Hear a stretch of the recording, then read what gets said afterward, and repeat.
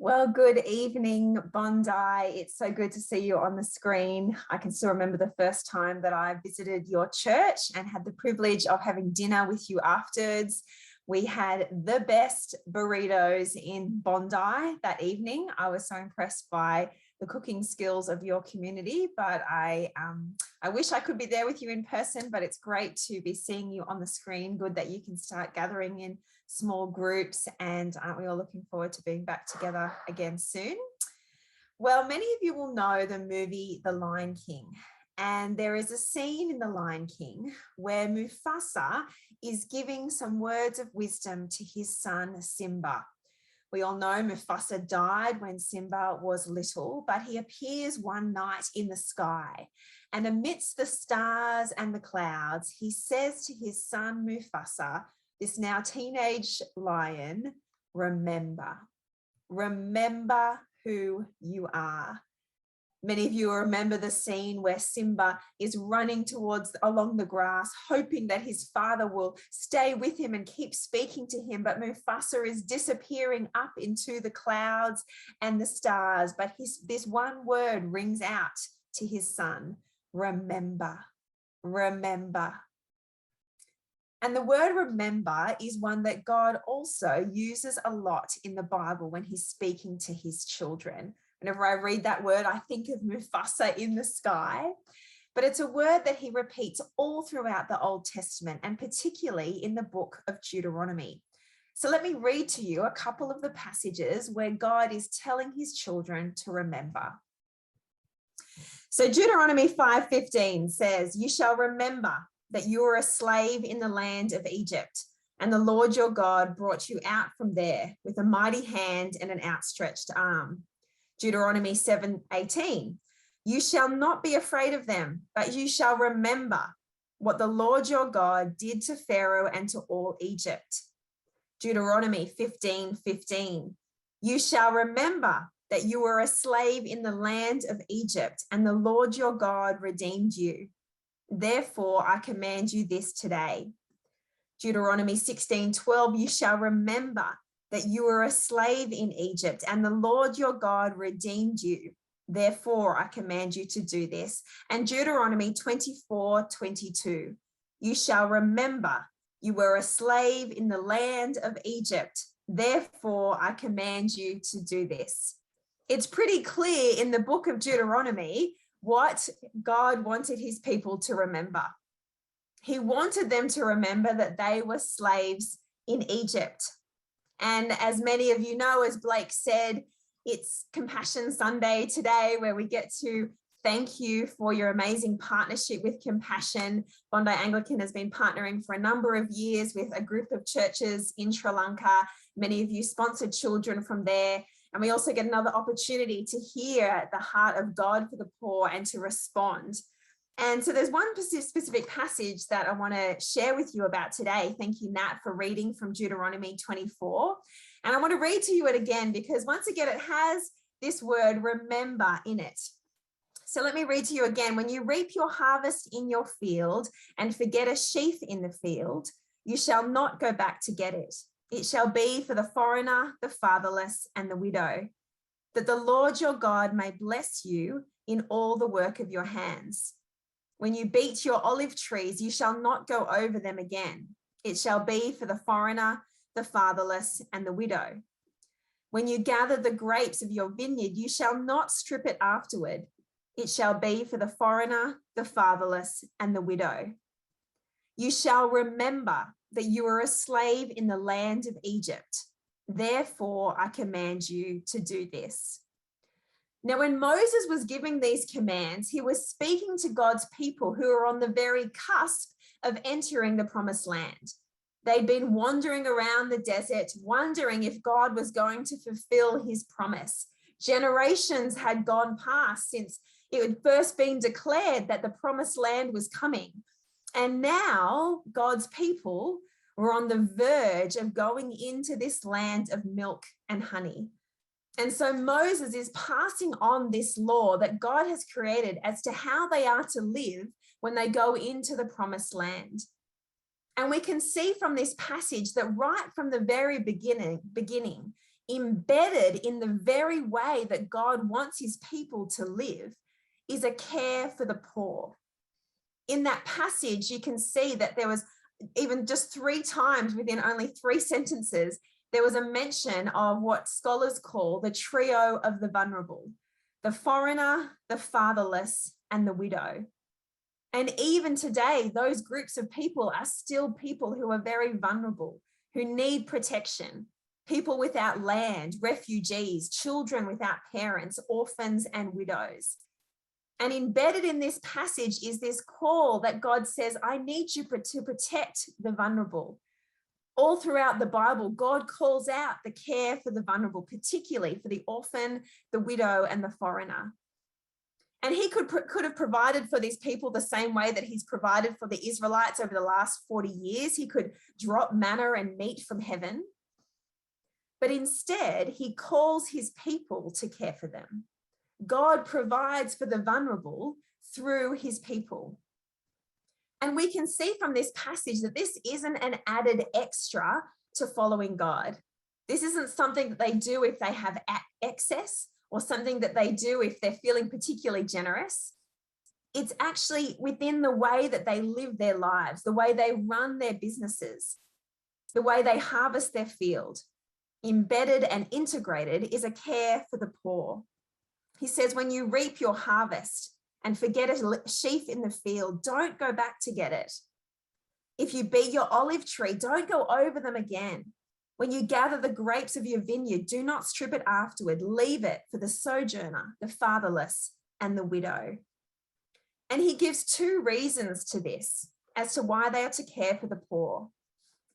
Firstly, he says, do not go back to get it, so that the Lord your God may bless you in all the work of your hands.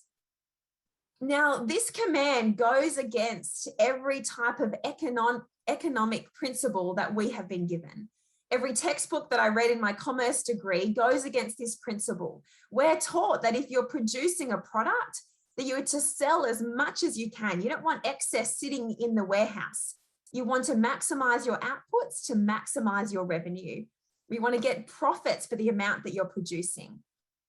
But here, God is saying to his people, no, leave some behind. Be intentional about leaving some of your produce for the poor. Why? So that God can bless the work of your hand. I remember when I was a teenager, a preacher put his clenched fist in front of us. And he said that so often we like to hold on to our wealth. We want to hold on to our belongings because we're afraid. We don't want to lose it. We don't want to see our super go down. We don't want our finances to be jeopardized. And so we cling tight. But what happens with that closed fist is that we block ourselves off from receiving more blessing. Now, caring for the poor is not a ticket to financial freedom or financial wealth, but it is an acknowledgement that God owns the cattle on 1,000 hills. He's the one who with the word spoke the world into being. He's the one who promises that he, just as he feeds the birds and clothes the flowers, so he will care for us. God is commanding these people who he has provided for the last 40 years by giving manna and meat from heaven. I will look after you, so unclench your fist.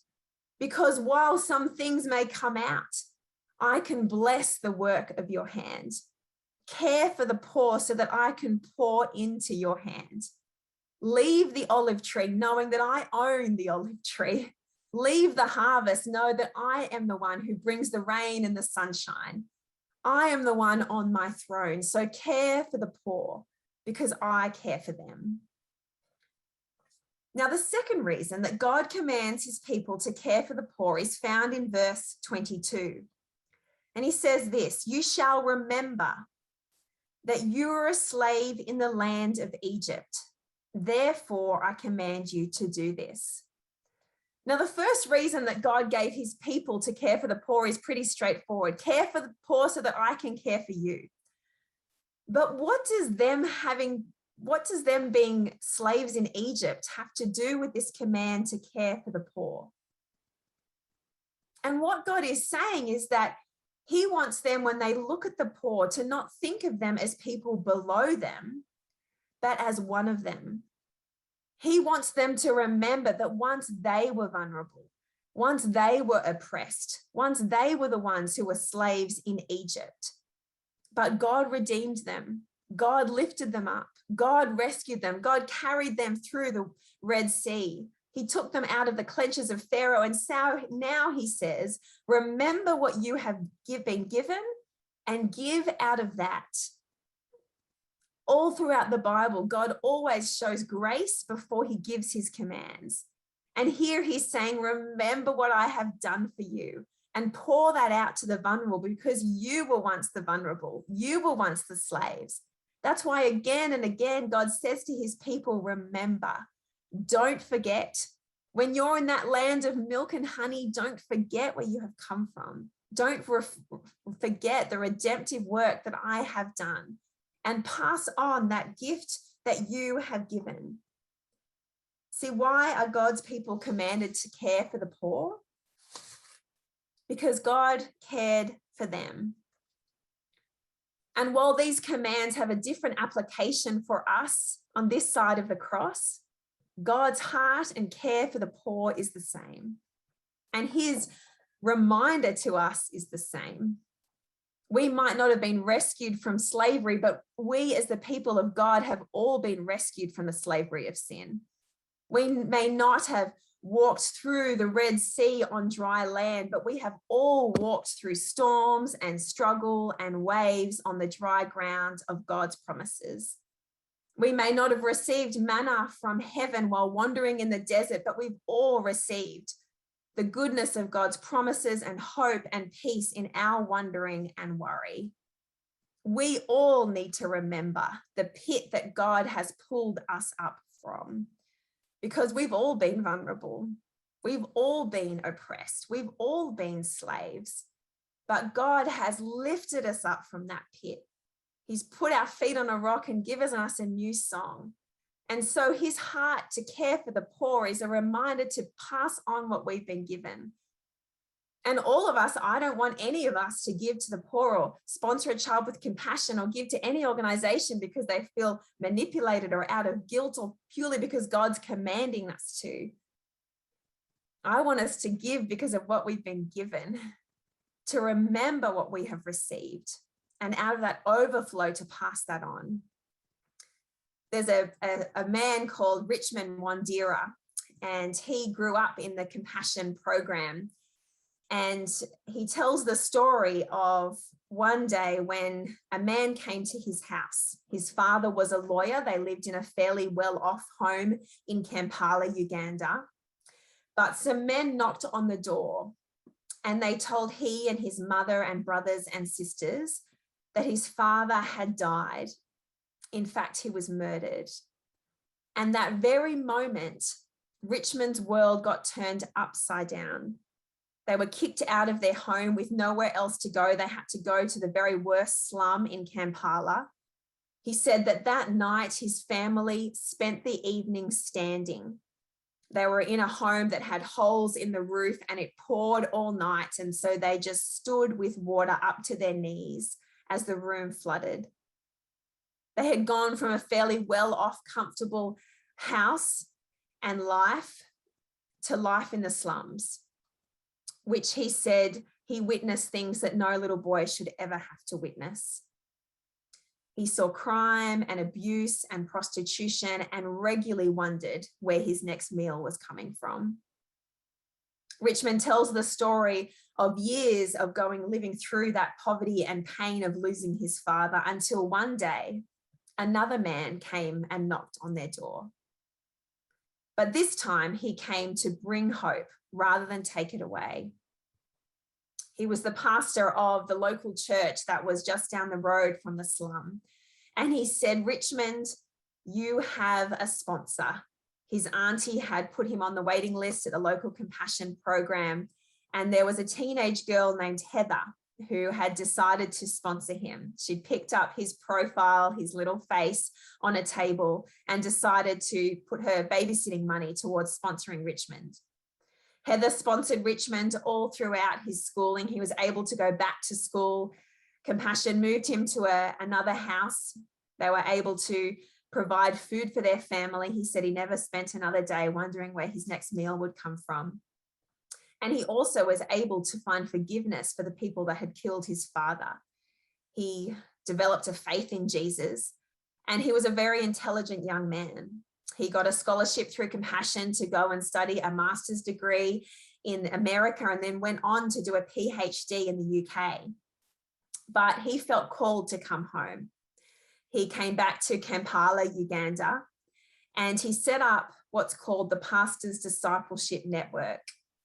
He felt a real burden to train pastors in Africa. He said that there were so many men and women who wanted to become pastors, but they had no knowledge of the Bible. And so he set up this training ministry, and now, only I think 5 or 6 years later, it has trained over 5,000 pastors across Africa. He talks about the ripple effect of Heather sponsoring that one child, that little boy named Richmond growing up and now training 5,000 men and women who are now investing in communities all across Africa, preaching the word of God, inviting people to put their faith in Jesus. Richmond came to Australia just before COVID broke out. And he said to me that he is now the local pastor of the church that sponsored him as a little boy. And he said he often walks through the slum in Kampala, Uganda that he grew up in. And he looks into the faces of the little boys and girls because he remembers that pain that he was walking through as a child. And he says he has to do that to keep going, to keep persevering, to keep pushing forward, because he needs to remember where he was. He needs to remember the pit that God had pulled him out on, to keep giving that gift back that he had been given. And we all need to remember what we have come from. Ephesians 2:12 says, remember that you were at that time separated from Christ, alienated from the commonwealth of Israel, and strangers to the covenants of promise, having no hope and without God in the world. But now in Christ Jesus, you who were once far off have been brought near by the blood of Christ. We've all been brought near by the blood of Christ. One of the powerful things about the story of the Good Samaritan is that sometimes we might associate with being the Pharisee, walking past. Sometimes we might associate with being the Levite. Sometimes we might even associate with being the Good Samaritan and helping someone in need. But we've all been that man on the side of the road. We've all been that person desperate and needing help. And it's Jesus who comes along. He's the one who picks us up and puts him on his donkey, who bandages up our wounds. It doesn't cost him $2 to take him to the innkeeper. It costs him his life to heal us from our wounds, to redeem us and to save us and to break us from the slavery of sin. But that's what he did for us on the cross. And now he calls us to keep giving out of the grace that we have been given. And so we want to give you an opportunity to sponsor a child today. Many people from your church sponsor children within in a small community within Sri Lanka. We have some children on a link, which I'll show via QR code. If you do want to sponsor, or you can give you the link via the chat. These children have been waiting for a sponsor for a number of days. And we would love you to take the opportunity to sponsor those children, or if you want to ask some more questions, we'd love to answer them for you as well. And I also just want to thank you. I know a lot of you are already sponsoring, and we're so grateful for the way that you invest in those children, that you write letters, as Roy said, and continue to give and support them. We don't want to ever underestimate the work that God is doing in their hearts.